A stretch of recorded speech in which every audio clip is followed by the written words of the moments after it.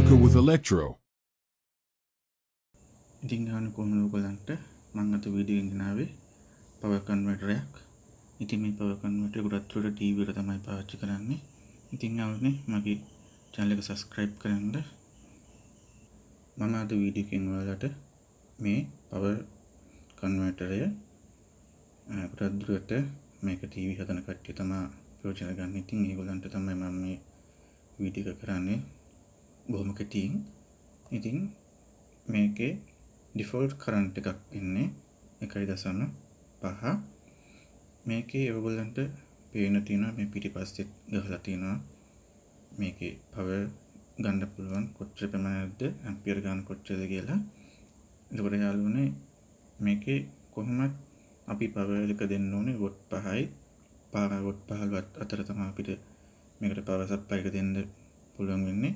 ඒ අතරට අපිට මේ watt ගන්න අපිට පුළුවන් 1.5 සිට 5 watt දක්වා ගන්න පුළුවන් කරන්ට් එක. ඒ කියන්නේ power convert කරලා එන දෙන්නේ ඒගොල්ලෝ හදලා තියෙන මේ PCB එක. මෙතන මේ PCB එකේ වලට පේනවා ඇති මේ සුදු පාට ඩොට් දෙක තියෙනවා පහක්.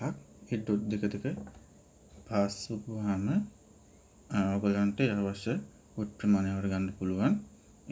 ඒක සම්බන්ධ කරපුවාම ඒක අපිට පුළුවන් වුණනම් වෙනත් දෙයකට උනත් පාවිච්චි කරන්න. මේක ඔයාලට ස්විච් පහක් උනත් දාලා වර පුළුවන්. ආට ඒ ස්විච් එක ඔෆ් කරලා ඔන් කරලා ඔයාලට කැමති පවර් ගානක් ගන්න පුළුවන් මේකෙන්. එතකොට මේකේ තව පොඩි PCB එකකුත් තියෙනවා. ඒක මම ඊළඟ වීඩියෝ එකේ මම ඔයාලට ගේන්නම්. ඉතින් යාළුවනේ අදට මේ PCB එක ගැන තමයි මම අද කතා කරේ. ඉතින් මේක වැඩි ලොකු දෙයක් නෑ.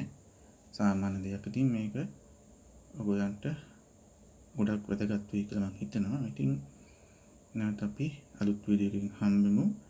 මාව subscribe කරන්න, bell icon ටික් කරන්න. අලුත් කෙනෙක් නම් අනිවාර්යෙන්ම මාව subscribe කරන්න. ඉතින් අපි නැවත හම්බෙමු.